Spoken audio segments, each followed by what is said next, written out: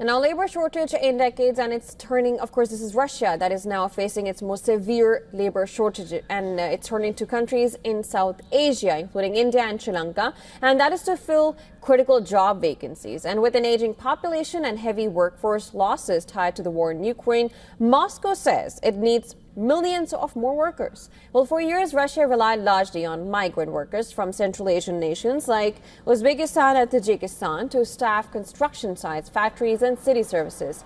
But now the labor shortage has deepened, driven by demographic decline and manpower strains from the war in Ukraine, forcing recruiters to expand their search to India, Sri Lanka, Bangladesh and even China.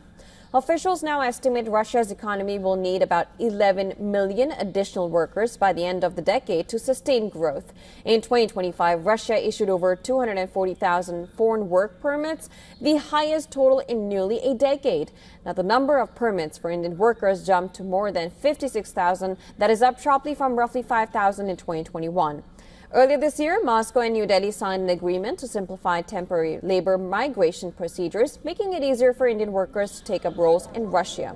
Well, foreign workers are now working across a range of sectors, from municipal services like snow clearance to construction sites, restaurants and hospitality.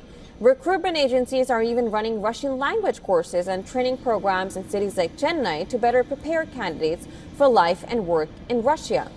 With unemployment at historically low levels and a quarter of the population now of retirement age, domestic workforce growth is lagging. The war in Ukraine has pulled many working-age Russians into military service, and an estimated 500,000 to 800,000 of them have left the country altogether. And as a result, businesses from mining to shipbuilding are struggling to find enough hands, and some are operating at only half capacity because of staffing gaps. India and Sri Lanka, with younger, larger labor pools, are now becoming key sources of migrant workers for Russia. For recruiters in Moscow, this marks a significant new chapter in global labor flows not seen since the dominance of Central Asian migration.